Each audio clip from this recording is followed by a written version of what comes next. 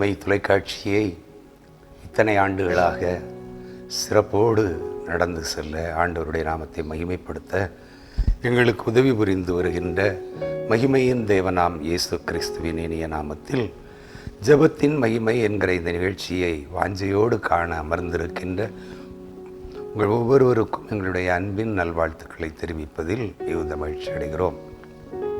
கடந்த வாரத்திலே நடந்த ஒரு சில நிகழ்வுகளை உங்களோடு இப்பொழுது நாங்கள் பகிர்ந்து அதை குறித்து நாங்கள் சில கருத்துக்களை பரிமாறிக்கொண்டு ஜெபிக்கும்போது நீங்களும் எங்களோடு இணைந்து ஜெபியுங்கள்.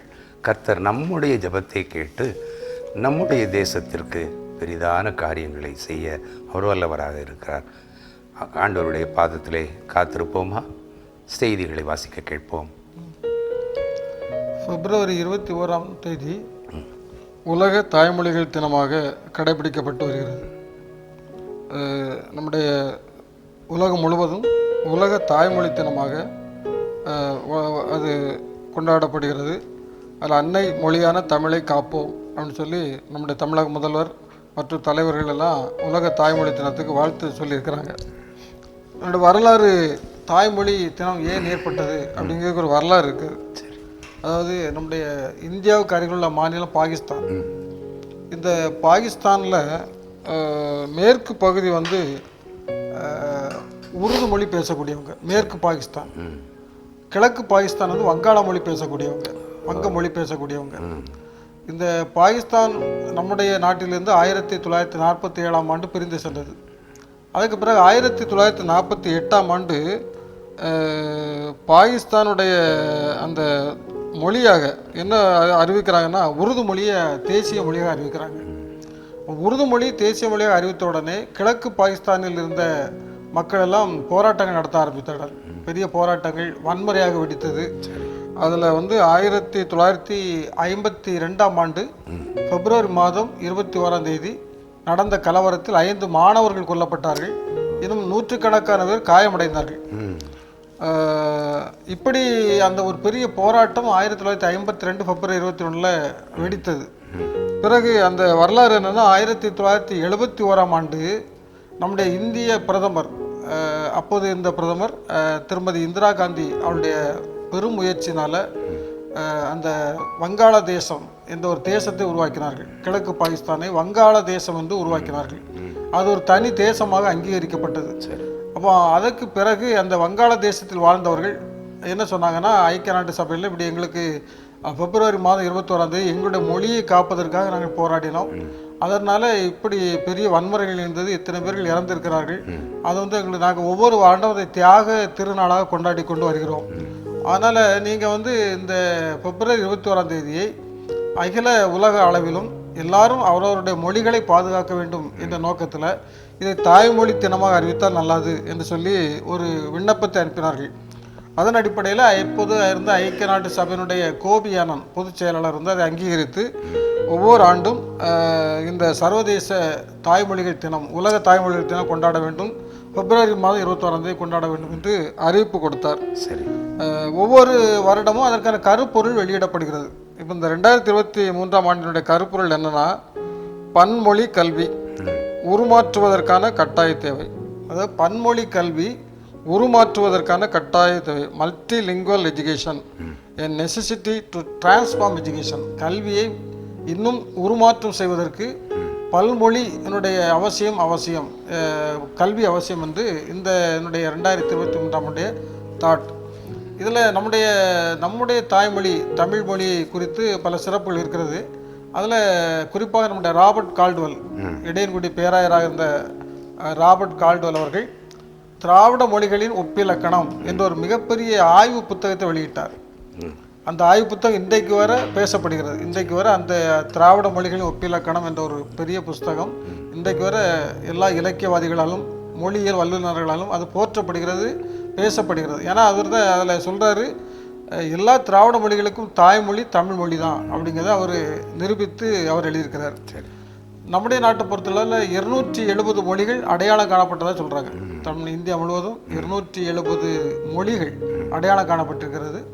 அதில் 121 மொழிகள் அங்கீகரிக்கப்பட்டிருக்கிறதாக சொல்கிறாங்க. ஏறத்தாழ 10,000த்துக்கு அதிகமான மக்கள் பேசக்கூடிய மொழிகள் 121 மொழிகள் இருப்பதாக சொல்லுகிறார்கள். சரி, எல்லாருக்கும் ஒவ்வொருடைய தாய்மொழி இருக்கிறது. அந்தந்த தாய்மொழியை அவர்கள் பாதுகாக்க வேண்டும். தாய்மொழியின் மூலம் தான் கல்வி சிறப்பாக இருக்கும்.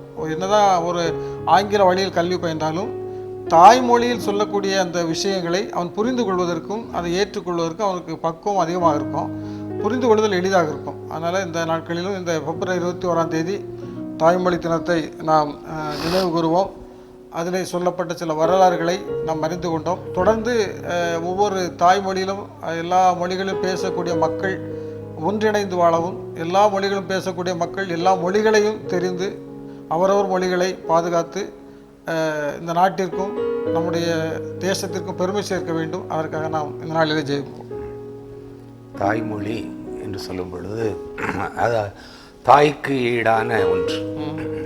ஏன்னா எல்லாரையும் எத்தனை சொந்த பந்தங்கள் உறவு முறைகள் இருந்தாலும் அந்த தாய்க்கு ஈடு இணை யாரும் இல்லை. ஒருவேளை தந்தை கூட 2வது பட்சம்தான். அப்படிப்பட்ட அந்த தாய்க்கு உரிய அந்தஸ்து தாய்மொழிக்கு கொடுக்கப்படுகிறது. தாய் நாடு, தாய்மொழி என்றெல்லாம் சிறப்பான அம்சங்களை நம்ம பார்க்குறோம். நாம் படிக்கும்போது ஆங்கில பாடம் நடத்தினா அந்த ஆங்கில பாடத்தை அப்படியே நடத்த மாட்டாங்க, அதுக்கு தமிழில் விளக்கம் தருவாங்க, வரிக்கு வரி விளக்கம் தருவாங்க. இப்போ அப்படி இல்லை. ஆங்கில வழி கல்வியில் போனீங்கன்னா அது ஆங்கிலத்திலேயே தான் பாடம் நடத்துகிறாங்க. பிள்ளைகளும் அது அப்படியே ஆங்கிலத்தில் தான் புரிந்து கொள்ளுகிறது. நாம் படித்ததற்கும் இப்போ உள்ள பிள்ளைகள் படிக்கிறதுக்கும் வித்தியாசம் என்னென்னா, நாம் ஆங்கில மொழியை அல்லது பிற மொழியை தமிழில் மொழிபெயர்த்து கிரகித்து கொண்டோம். தமிழில் அர்த்தத்தை பார்த்து அதை மனதில் பதிய வைத்தோம். ஆனால் இப்போ பிள்ளை அப்படி இல்லை. மதர் அப்படின்னா அது மதர் தான், அதுக்கு அம்மா என்று அதுக்கு அர்த்தம் புரியலை. அது டேடின்னு சொல்லுது, அது டேடினா யாரு? டேடி, அவ்வளோதான். அதுக்கு அப்பான்னு சொல்ல தெரியல. இப்படி எந்த வார்த்தையாக இருந்தாலும் சரி, ஆங்கில வார்த்தையை ஆங்கிலத்தோடு தான் அதை அர்த்தத்தை புரிஞ்சுக்கிட்டாங்களே ஒழிய, வாட்டர்னா என்ன, இப்போ ஒரு வேளை நாம் சொன்னால் தண்ணீர்னு சொல்லுவோம், அவங்க வாட்டர்னா என்ன, வாட்டர்னா வாட்டர் தான் அப்படின்னு தான் சொல்கிறாங்க. அப்படி அவங்க போல புரியுது. அந்த வாட்டர், மதர், ஃபாதர் சொல்ல சொல்ல இந்த அப்பா, அம்மா, தண்ணீர், இங்க மொழி, அந்த மொழி அழிஞ்சிருக்கு, சீரழிது, அப்படியே அழிந்து போயிடுது. அதை ப்ரொனவுன்ஸ் பண்ண மாட்டாங்க, தெரியல, அவங்களுக்கு புரியல. ஆமாம், நமக்கு நாமும் சொல்லி கொடுக்கல. நாம தான் அப்பான்னு சொன்ன அசிங்கம்லாம் நினைக்கிறோம். எங்கேயாவது வெளியே போகும்போது அப்பா அம்மானு கூப்பிடாத, மம்மி டேடின்னு கூப்பிடு அப்படின்னு தான் சொல்கிறோம். இதே போல் சில ஆப்ஷன் மொழி தேர்வு, உதாரணமாக பேங்க்கில் போனீங்கன்னா பிரிண்டிங் மிஷின் இருக்குது. அந்த பிரிண்டிங் மிஷினில் மொழி தேர்வு இருக்குது. அதில் நம்ம இங்கிலீஷ் தெரியும், அதில் ஏடிஎம் மிஷினாக இருந்தாலும் சரி அதில் இங்கிலீஷ் இருக்குது. இங்கிலீஷ் தெரியுங்கிறதுக்காக நம்ம இங்கிலீஷில் அதை டச் பண்ணும்போது நம்ம இங்கிலீஷ் தான் அப்போ எல்லோரும் யூஸ் பண்ணுறாங்களோ அப்படின்னு ஒரு கணக்கெடுப்பு வருது. அதை தமிழில் நம்ம ட்ரான்ஸ்லேட் பண்ண தமிழ் மொழியை தேர்ந்தெடுத்தா அப்போ தமிழை நிறைய பேர் விரும்புகிறாங்க. அதே போல் படிவங்கள் நிரப்பும் போதும் தமிழ் படிவத்தில் தமிழில் நிரப்பணும். படிவம் ஆங்கிலத்தில் இருந்தாலும் நமக்கு தெரிந்திருக்கிற மொழியில் அது நிரப்பும் போது அந்த அது ஒன்று அது ஒரு கையொப்பம், நம்முடைய கையெழுத்து போடும்போது கூட இப்போ நான் அரசாங்கத்தில் பணிபுரியவர்கள் கட்டாயமாக தமிழ் மொழியில் தான் கையெழுத்து போடணும், தமிழ்லாம் கையெழுத்து போடணும். ஆமாம், அது அந்த ஒரு வழக்கம் இருக்கிறது. அதுபோல் இயற்கை நம்முடைய இள வயதிலேயே இதை கற்றுக்கொள்ள வேண்டும். தமிழ் மொழியில் கையெழுத்து போடுவது, தமிழ் மொழியில் பேசுவது, தமிழ் மொழியில் வார்த்தைகளை புரிந்து கொள்வது எல்லாம் கற்றுக்கொள்ளணும். அதாவது அந்த எழுத்து முறையிலேயே சொல்லணும்னா, எழுதும்போது உதாரணமாக பெயர், ஊர் எழுதும்போது அது கேபிட்டல் லெட்டரில் தான் எழுத பழகணும். நிறைய இடத்துல நம்ம பெயர்னு கேட்டிருக்க இடத்துல நம்ம கூட்டெழுத்தில் எழுதிட்டு போயிடுறோம், அது புரியாது. கையெழுத்து என்பது வேறு, பெயர் என்பது வேறு. கையெழுத்தில் போட்டாலும் கூட அதில் ப்ராக்கெட்டில் பெயர்னு போட்டிருப்பாங்க, கீழே கண்டிப்பாக பெயர் எழுதணும். ஏன்னா இப்போ கையெழுத்து நம்ம சுருக்க கையெழுத்துகள் வச்சுருப்போம். ஆனால் பெயர் எழுதும்போது அதுவும் தமிழில் எழுதினால் அது நம்முடைய தமிழ்நாட்டினுடைய மகத்துவத்தை இன்றைக்கு அநேகருக்கு அது எடுத்துரைக்கும். செந்தமிழ் நாடு என்பது நம்முடைய நாடு. தாய்மொழி என்று சொல்வது அது அவரவருக்கு மேன்மையான மொழி. ஆங்கிலம் பேசுபவருக்கு ஆங்கிலம் மேன்மையாக இருக்கும், அது தாய்மொழி. அதே போல் ஹிந்தி பேசுபவர்கள் அவர்களுக்கு தாய்மொழி ஹிந்தி. அதனால் அதையெல்லாம் நம்ம குறை சொல்ல வரல. ஹிந்தி படிக்கக்கூடாதுன்னு சொல்லலை, ஆங்கிலம் படிக்கக்கூடாதுன்னு சொல்லலை. எல்லா மொழியும் தெரியணும். அஸ்திபாரம் தமிழ், அவரவருடைய தாய்மொழி. என்ன அதுக்கு மேலே நம்ம எவ்வளவு மொழியை படிக்கணுமோ, எவ்வளவு மொழிகளை கற்றுக்கொள்ளணுமோ அது நல்லது. இந்த தாய்மொழி தினத்தில் நம்ம தாய்மொழிக்கு மதிப்பளிப்போம். தாய்க்கு கொடுக்கிற மதிப்பை போல தாய்மொழியும் மதிக்கப்பட வேண்டும் என்பதை நினைத்து நாம் ஜெபிப்போம். ஜெபம் செய்வோம். எங்களை நேசிக்க நல்ல ஆண்டவரே, இந்த நாளில் ஆண்டவர் ஜெபத்தின் மகிமை என்ற நிகழ்ச்சியில் நாங்கள் கலந்து கொண்டு ஆண்டவர் நம்முடைய சமூகத்தில் அமர்ந்து ஜெபிப்பதற்கு நீர் கொடுத்த நல்ல தருணத்திற்காக நன்றி செலுத்துகிறோம். இந்த நாளில் உலக தாய்மொழி தினத்திற்காக ஆண்டவரை நம்முடைய சமூகத்தில் ஜெபிக்கிறோம். இந்த நாட்டில் உலகத்தில் பல மொழிகளை பேசுகிற மக்கள் இருக்கிறார்கள். ஆண்டவரை அந்த மொழிகளை பேசுகிற மக்கள் ஒவ்வொருவரும் தங்களுடைய தாய்மொழியை அவர்கள் சிறப்பாக ஆண்டவரை அதற்கு முக்கியத்துவம் கொடுக்க வேண்டும் என்ற அர்த்தத்திலே நோக்கத்திலே கொண்டு வரப்பட்ட இந்த தினத்திற்காக நன்றி செலுத்துகிறோம். தொடர்ந்து ஆண்டவரே தாய்மொழி பேசுகின்றவர்கள் தங்கள் மொழியை வளர்த்து கொள்ளவும், தங்கள் மொழியிலே எல்லா காரியங்களை அவர்கள் செய்து கொள்ளவும், ஆண்டவரே அவர்கள் உரிய ஞானத்தை பெற்றுக்கொள்ளவும் ஆண்டவர் கிருபை தர வேண்டும் ஜெபிக்கிறோம். குறிப்பாக என்னுடைய தமிழ்நாட்டிற்காக வருகிறோம். தாய்மொழியாக தமிழை கொண்டிருக்கிற ஆண்டவர் எங்களுடைய தமிழ்நாட்டில் உள்ள அத்தனை மக்களுக்காக விசேஷமாக ஜெபிக்கிறோம். கர்த்தருடைய பிள்ளைகளை ஆசீர்வதிக்கும் ஜெபிக்கிறோம். எத்தனை மொழிகளும் நாங்கள் கற்றாலும், எத்தனை விதமான மொழிகளை நாங்கள் அறிந்து கொண்டாலும், எங்களுடைய தாய்மொழியாகிய தமிழ் மொழிக்கு நாங்கள் ஒரு சிறப்பை தந்து தாய்மொழியிலே எல்லா வார்த்தைகளையும் பேசுவதற்கு கற்றுக்கொள்வதற்கு ஆண்டவரே எங்களுடைய பிள்ளைகளுக்கு நல்ல ஞானத்தை கொடுக்கணும் ஜெபிக்கிறோம். பிள்ளைகளையும் வீட்டில் அவ்விதமாக வளர்க்கப்படுவதற்கு பெற்றோர்களுக்கும் நல்ல ஞானத்தை கொடுக்க வேண்டும் என்று ஜெபிக்கிறோம். தாய்மொழியிலே நாங்கள் எல்லா காரியங்களையும் ஆண்டவர் பேசுவதற்கு பழகுவதற்கு ஆண்டவரே எங்களுடைய குடும்பத்தில் உள்ள அத்தனை பிள்ளைகளை அறிந்து கொள்வதற்கு ஆண்டவரை கிருபை தர வேண்டும் என்று இந்த நாளில் ஜெபிக்கிறோம். ஆண்டவரே விசேஷமாக தமிழ் மொழி பேசுகின்ற ஏறத்தாழ 6 கோடிக்கும் அதிகமான மக்கள் இருக்கிற இந்த தமிழ்நாட்டை ஆசீர்வதிக்க வேண்டும் என்று ஜெபிக்கிறோம். தமிழ்நாட்டில் ஆண்டவரே பல ஜாதிகளாலும் பல கலாச்சாரங்களினாலும் இருக்கிற எங்களுடைய தமிழ்நாட்டில் அத்தனை மக்களும் ஆண்டவரை கர்த்தருடைய ஆசீர்வாதத்தை பெற்று ஆசீர்வதிக்கப்பட்ட சந்ததியாய் இந்த உலகத்தில் எழும்பி பிரகாசிக்க ஆண்டவரை நீ கிருபை செய்ய வேண்டும் என்று இந்த நாளிலே பாரத்தோடு உடைய சம்பவத்தில் ஜெபிக்கிறோம். மீட்பர் இயேசுவின் ஜெபிக்கிறோம் நல்ல பிதாவே, ஆமென். 2வது பிப்ரவரி மாதம் 22ஆம் தேதி இந்த ஆண்டு கிறிஸ்தவர்களின் 40 நாள் தவக்காலம் தொடக்கம். 40 நாள் தவக்காலம் இது கிறிஸ்தவருடைய அந்த நம்முடைய ஒரு மிக முக்கியமான நாட்களாக அனுசரிக்கப்படுகிறது. ஆதி காலங்களில் கிறிஸ்துவனுடைய உயிர்த்தெழுதல் பண்டிகையை கொண்டாடுவதற்காக 40 நாட்கள் உபவாசம் இருந்தார்கள். அப்படி 40 நாட்கள் உபவாசம் இருந்து தான் அந்த உயிர்த்தெழுதல் பண்டிகை கொண்டாடினார்கள். ஆனால் உயிர்த்தெழுதல் பண்டிகை அத்தனை மேன்மையானது அப்படிங்கிறதுக்காக இந்த 40 நாளை எப்படி நாம் அதை வரையறுப்பது, உலகத்தில் உள்ள எல்லா ஜனங்களுக்கும் ஒரே நாளை எப்படி கொண்டாடுவது அப்படிங்கிறதற்காகத்தான் அவர்கள் ஒரு சின்ன வழிமுறையை கையாண்டார்கள். கிறிஸ்துமஸ் எடுத்தா டிசம்பர் 25 என்று சொல்லிவிடுறோம். ஆனால் ஈஸ்டர் அப்படி இல்லை, அது மாறி மாறி வந்து கொண்டே இருக்கும். அது என்ன ஒரு தீர்மானம் எடுத்துக்கிறார்கள் என்றால், நம்முடைய மார்ச் மாதம் 21ஆம் தேதி ஒரு வசந்த காலம் தொடங்குகிறது. சரி, இலைகள் மரங்கள் எல்லாம் துளிர் விட ஆரம்பிக்கக்கூடிய ஒரு தருணம் மார்ச் 21 வசந்த காலம், வசந்த காலத்தின் தொடக்கம். இதுவும் ஒரு ஆவிக்குரிய வாழ்வின் வசந்த காலம்.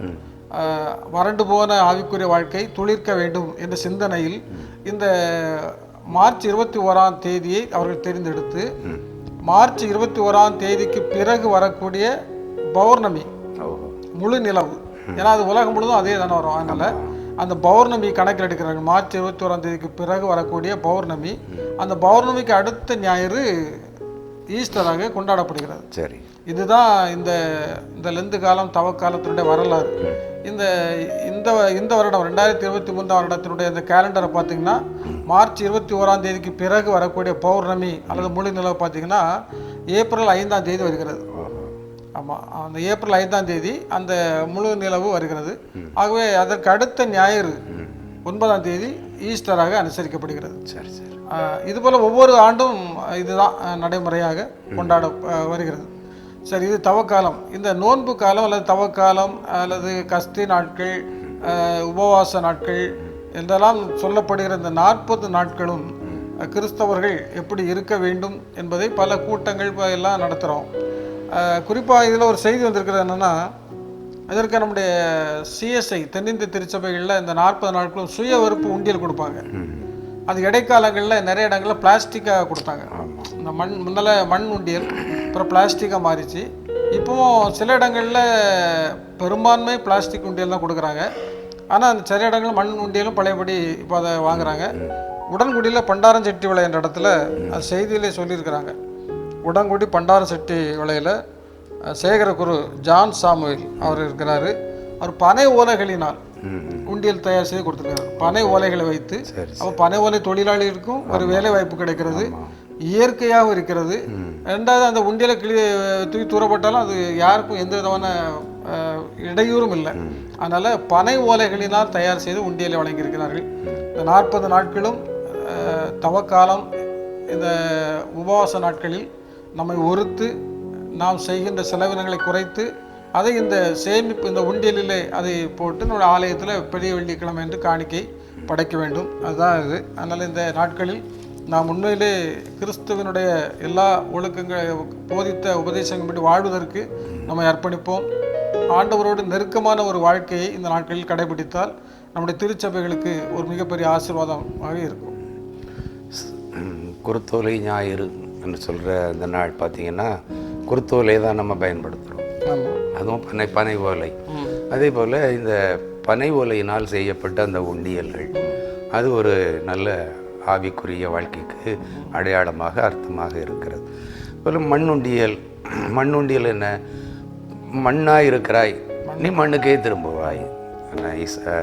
ரோமன் கத்தோலிக்க திருச்சபையினர் அந்த நாளில் இப்படிப்பட்ட அர்த்தத்தோடு தான் அந்த குருத்தோலைகளை எல்லாம் எரித்து அதை சாம்பலாக்கி நெற்றியிலே சிலுவை அடையாளம் விட்டு அந்த சாம்பல் புதன்கிழமை ஆரம்பிக்கின்றார்கள். நாமும் நம்முடைய பழைய வாழ்க்கையை ஒழித்துவிட்டு சாம்பலாக்கிவிட்டு கிறிஸ்து எனக்கு ஜீவன் என்கிற ஒரு நிச்சயத்தோட பொதுவாகவே இந்த 40 நாள்லையும் எல்லா செய்திகள்லையும் நம்ம பார்க்க முடிகிற ஒரே காரியம் என்னென்னா, கர்த்தரிடத்திற்கு திரும்புவோம் வாருங்கள். திரும்பணும். நம்ம வழக்கமாக தவறான பாதையில் போயிட்டோம்.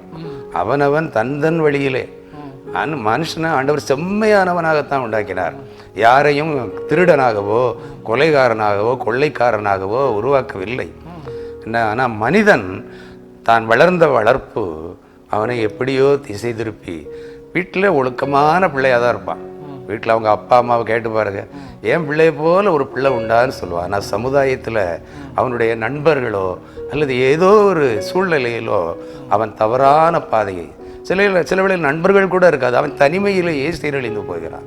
அவர் என்ன சொல்றாங்க, மாணவன் நல்லவன், சரி, மாணவர்கள் கெட்டவர்கள். ஓ, அந்த சேர்க்கை என்ன அப்படியே ஆகிறது. இப்போ பாருங்கள், நிறைய இப்போது நம்ம காவல்துறையினருடைய முக்கியமான வேலை என்னென்னா, பள்ளிக்கூடங்கள் பக்கத்தில் போதைப் பொருள் பயன்படுத்துவதை நிறுத்துவதற்கு கண்காணிப்பது தான் இப்போ அவருடைய வேலையாக இருக்குது. அந்த மாணவ பருவத்தில் அந்த இளைஞர்களை சுலபமாக ஏமாத்திடுறாங்க. ஏன் 6வது 7வது படிக்கிற பையன் கூட அந்த போதைப் பொருளுக்கு அடிமையாகி விடுகிறான். அப்புறம் கல்லூரி மாணவர்களை கேட்க வேண்டுமா அல்லது பெரியவர்களை கேட்க வேண்டுமா? அலுவலகத்தில் பணியாற்றுகிற அலுவலர்கள் கூட போதை பழக்கத்துக்கு அடிமையாக இருக்கிறார்கள். ஏதோ ஒரு பாக்கெட்டை எடுத்து கொஞ்சம் கையில் தட்டி நாக்கில் உதட்டில் வைக்கிற படத்தை நம்ம பார்க்க முடிகிறது, நேரடியாக பார்க்க முடிகிறது. இதெல்லாம் அவர்கள் படித்தவர்கள் தானே. அதெல்லாம் இப்படிப்பட்ட பழக்க வழக்கங்கள் அடிமையாக இருக்கிறாங்க. இந்த 40 நாட்களில் நம்ம இந்த பழக்கத்தை எல்லாம் விட்டு திரும்பணும். 40 நாட்களில் அதை பயன்படுத்தாமல் இருந்து பாருங்கள், நிச்சயமாக 41வது நாள் அதை தேடாது. ஏன் இந்த 40 நாள் நம்ம வாழ்க்கை அதே போல் தவறான பாதையை விட்டு நாம் திரும்புறதுக்கான ஒரு காலம். ரெண்டாவது, இந்த சுய வெறுப்பு, அந்த உண்டியலுக்கு பேரே சுய வெறுப்பு உண்டியல். நம்ம எதையெல்லாம் வெறுத்தோமோ, சிலர் பூவை வெறுத்திருக்கலாம், சிலர் மாம்சத்தை வெறுத்திருக்கலாம், சிலர் மதுபானத்தை வெறுத்திருக்கலாம். அதில் கிடைக்கிற அந்த 10 ரூபாய்க்கு பூ வாங்குறோம் ஐயா, அந்த 10 ரூபாய்க்குள்ள அந்த 10 ரூபாயை அந்த உண்டியலில் நம்ம சேமித்தால் சுய விருப்ப உண்டியல். என்ன, மாம்சம் மீனோ இறைச்சியோ வாங்குகிறோம், 200 ரூபாயோ 300 ரூபாய்க்கோ வாங்குகிறோன்னா போடணும். அப்போ தான் அது சுய விருப்ப உண்டியல். ஆனால் நம்ம இப்படி செய்கிறோம், ஏதோ பெரிய வெளிகளை வந்துச்சுதா நம்ம உண்டியலில் நிரப்பி கொண்டு போட்டுறணும் அப்படிங்கிற எண்ணத்தோடு நம்ம போட்டால் அந்த காணிக்கை கர்த்தர் நிச்சயமாக அங்கீகரிக்க மாட்டார்.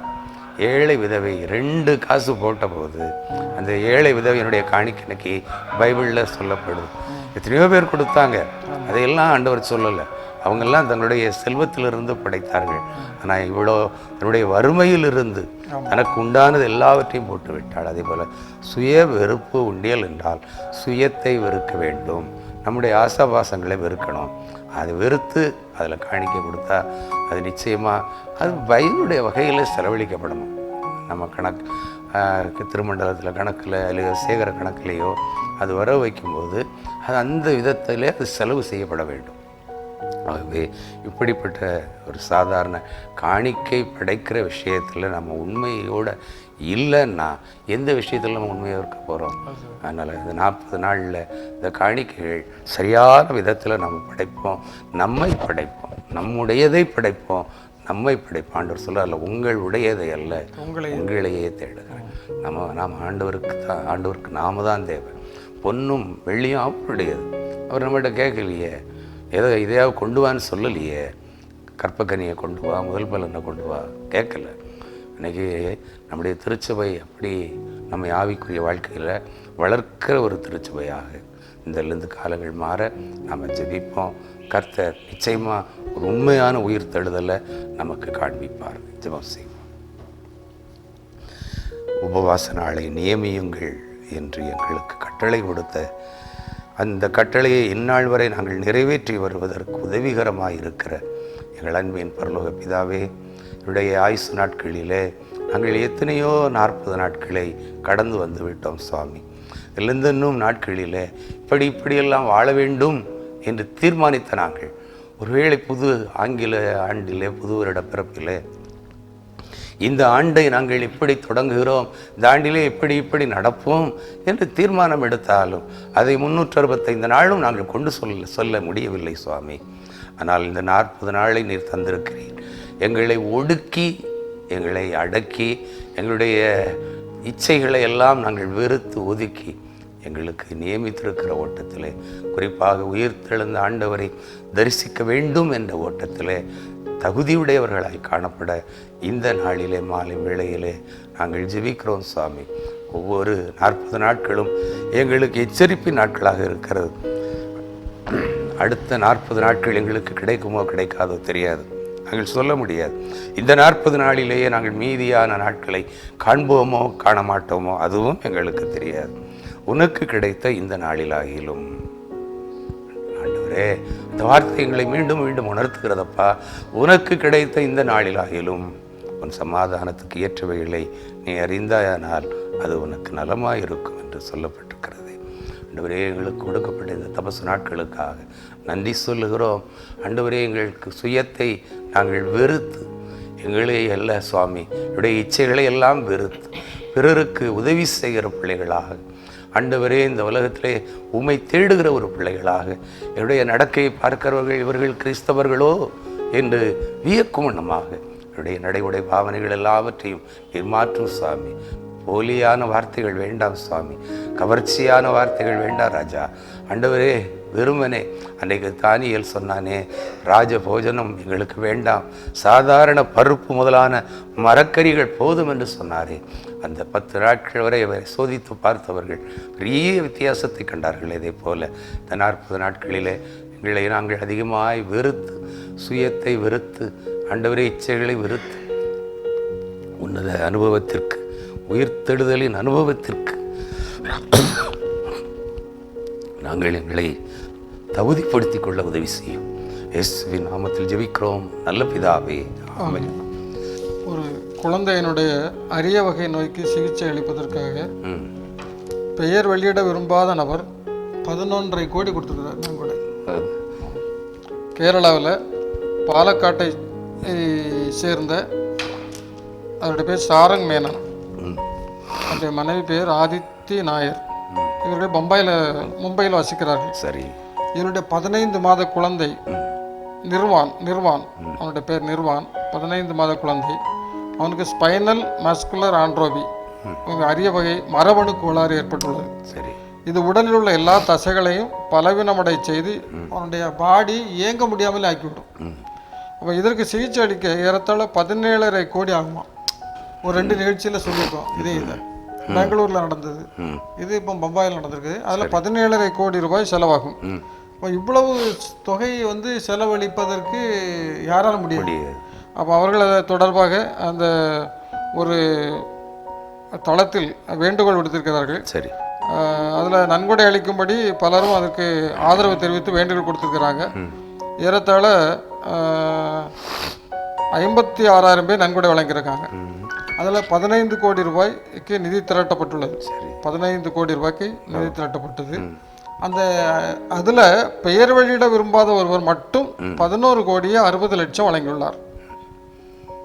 பெயரை வெளியிட வேண்டாம், பெயர் வெளியிடன்னு சொல்லி 11 கோடி 60 லட்சம். சின்ன ஒரு டியூப்லைட் வாங்கி டியூப்லைட் ஃபுல்லாக ப்ரெசன்டட் பைன்னு போட்டு பேரை எழுதி கோயிலில் தொங்க போடுறாங்க. நம்ம நாட்களில் 11 கோடி 60 லட்சத்தையும் அவர் தன்னுடைய குழந்தைக்கு நன்கொடையாக கொடுத்து சொல்லியிருக்காங்க. அவங்க பெற்றோர் சொல்கிறாங்க தங்கள் நம்பிக்கை வீண் போகவில்லை என்றும் சிகிச்சை செலவுக்கு தங்களுக்கு இன்னும் 80 லட்சம் மட்டுமே தேவை என்றும் கூறியுள்ளார்கள். இது ஒரு இந்த செய்தியில் நம்ம இன்றைக்கு முக்கியமாக இது ஒரு அந்த குழந்தைக்கு நல்ல ஒரு உதவி கிடைத்து விட்டது. இருந்தாலும் இதில் ஜெபிக்க வேண்டிய ஒரு செய்தி என்னென்னா, இன்றைக்கும் மருத்துவமனைகளில் வீடுகளில் மருத்துவ செலவுக்கு வழி இல்லாமல் தவித்து கொண்டிருக்கிற எத்தனை ஏழை மக்கள் இருக்கிறாங்க. அவனுடைய மருத்துவமனைக்கு போக முடியல, மருத்துவமனையில் சிகிச்சை பெறுவதற்கு எத்தனை லட்சம் ஆகும்னு சொல்கிறாங்க. அப்படி தவித்து கொண்டிருக்கிற பல மக்கள் இருக்கிறார்கள். அப்போ இப்படிப்பட்ட மக்களுக்கு ஆண்டவர் இப்படிப்பட்ட உதவிக்கரங்களை நீட்டுவதற்கான வழியை ஆண்டவர் நிச்சயமாக திறந்து கொடுப்பார். இந்த நம்பிக்கையில் நாம் இந்த நாளில் இந்த ஜெபத்தை ஏறெடுப்போம். ஆண்டவர் பெரிய காரியங்களை செய்வார். இப்படிப்பட்ட உதவியற்ற மக்களுக்கு, உதவியை எதிர்பார்த்திருக்கிற மக்களுக்கு ஆண்டவர் உரிய நேரத்தில் கண்டிப்பாக உதவி செய்வார்.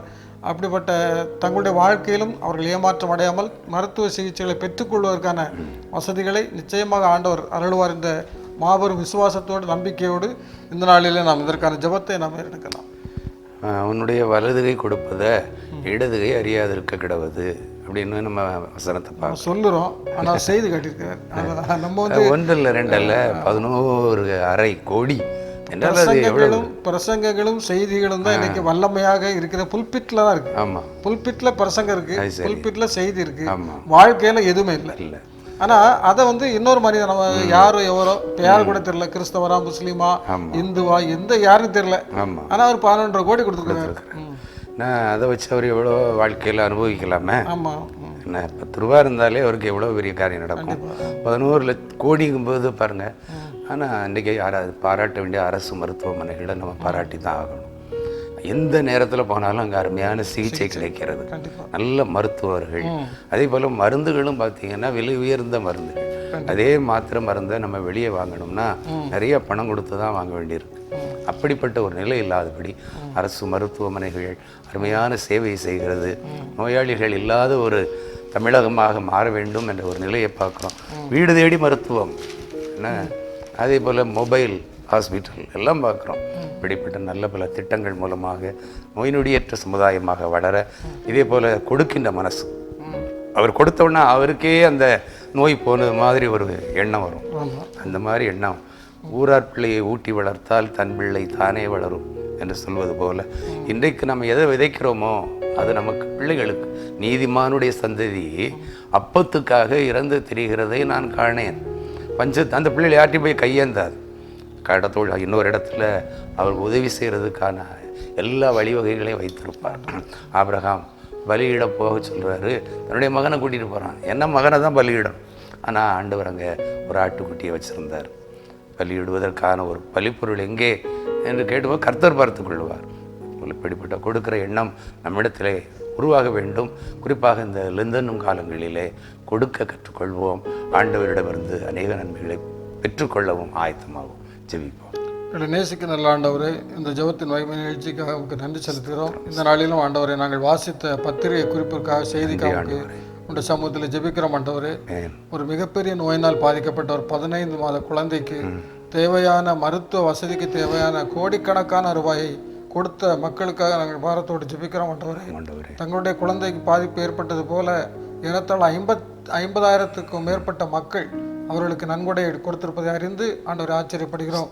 விசேஷமாக ஆண்டவரே, ஒரு தனிநபர் பெயரை வெளியிடாமல் 11.5 கோடி ரூபாய் கொடுத்து அன்று குழந்தைக்கு தேவையான சிகிச்சைக்கு தேவையான உதவிகளை செய்திருப்பதை அறிந்து ஆண்டவருடைய சமூகத்திலே நாங்கள் அவரை குறித்து இந்த நாளிலே ஆண்டவருடைய சமூகத்திலே ஜெபிக்கிறோம். கர்த்தர் அந்த மகனை ஆசீர்வதிப்பீராக. அவர் யாராக இருந்தாலும் கர்த்தர் அவருடைய வாழ்க்கையிலே நீர் அவர்களுக்கு இன்னும் ஆசீர்வாதத்தை கொடுத்து இப்படிப்பட்ட உதவியை செய்ய வேண்டும் என்ற எண்ணத்தை கொடுத்த கிருபைகளுக்காக ஸ்தோத்திரம். ஆண்டவர் இந்த நாளிலும் மருத்துவமனைகளிலே வீடுகளிலே ஆண்டவரை சிகிச்சைக்காக ஆண்டவரை ஏங்கி தவித்து கொண்டிருக்கிற அநேக பிள்ளைகளுக்காக ஜெபிக்கிறோம். ஆண்டவரே, தங்களுக்கு சிகிச்சை செய்வதற்கு தேவையான பணம் இல்லையே என்று வருந்தி கொண்டிருக்கிற ஒவ்வொரு பிள்ளைகளுக்காக விசேஷமாக ஜெபிக்கிறோம் ஆண்டவரே. தேவன் தாமே அவர்களுக்கு தேவையான உதவி கரத்தை நீட்ட வேண்டும் என்று ஜெபிக்கிறோம். அவர்களுக்கு தேவையான ஒத்தாசைகளை ஆண்டவரை அனுப்ப வேண்டும் என்று ஜெபிக்கிறோம். வானத்தையும் பூமியையும் உண்டாக்கின கர்த்தரிடத்திலிருந்து எனக்கு ஒத்தாசை வரும் என்கிற வார்த்தையின்படி ஆண்டவரே உடைய பிள்ளைகளுக்கு தேவையான இப்படிப்பட்ட சிகிச்சைக்காக ஆண்டவரை பொருளுதவிக்காக தவித்துக்கு ஏங்கி கொண்டிருக்கிற பிள்ளைகளுடைய தேவைகளை பரலோகத்தின் தேவனை சந்தித்து ஆசீர்வதிக்க வேண்டும் என்று ஜெபிக்கிறோம். இந்த நாளில் ஆண்டவர் ஜெபத்தின் மகிமை இந்த நிகழ்ச்சியிலே ஆண்டவரே எங்களோடு கூட இருந்து ஜெபித்த அத்தனை குடும்பங்களுக்காக விசேஷ சமூகத்தில் ஜெபிக்கிறோம். ஆண்டவரே கர்த்தர் அவர்களை ஆசீர்வதிக்க வேண்டும் என்று ஜெபிக்கிறோம். நாங்கள் இந்த உலகத்திலே ஆசீர்வாதமாக இருக்கவும் இன்னும் மற்ற மனிதர்களுக்கு நாங்கள் ஆசீர்வாதம் உள்ளவர்களாக அவர்களை மாற்றவும் ஆண்டவரே நீர் அனுக்கிரகம் பண்ண வேண்டும் என்று இந்த நாளில் பாரத்தோடு உடைய சமூகத்தில் ஜெபிக்கிறோம். மீட்பர் இயேசுவின் ஜெபிக்க நல்ல பிதாவே, ஆமென். கிறிஸ்துவுக்குள் மிகவும் பிரியமானவர்களே, இந்த நாளிலும் ஜெபத்தின் மகிமை இந்த நிகழ்ச்சியிலே நாம் சில 3 செய்திகளின் அடிப்படையிலே நாம் அதற்காக ஜெபித்தோம். ஆண்டவர் இந்த நாளிலும் நம்முடைய ஜெபத்தை கேட்டார். ஜெபத்தை கேட்கிறவரே மாம்சமான யாவரும் இடத்தில் வருவார்கள் என்ற வார்த்தையின்படி ஆண்டவர் நம்முடைய ஜெபத்தை விண்ணப்பங்களை கேட்டிருக்கிறார். உங்களுடைய குடும்பங்களையும் இந்த ஜெபத்திலே பங்கு பெற்ற உங்களுடைய குடும்பங்களை கர்த்தர் நிச்சயமாக பரலோகத்தின் தேவன் ஆசீர்வதிப்பார் என்ற நம்பிக்கையோடு இந்த நாளிலே இந்த நிகழ்ச்சியை நாம் நிறைவு செய்வோம். நன்றி, வணக்கம்.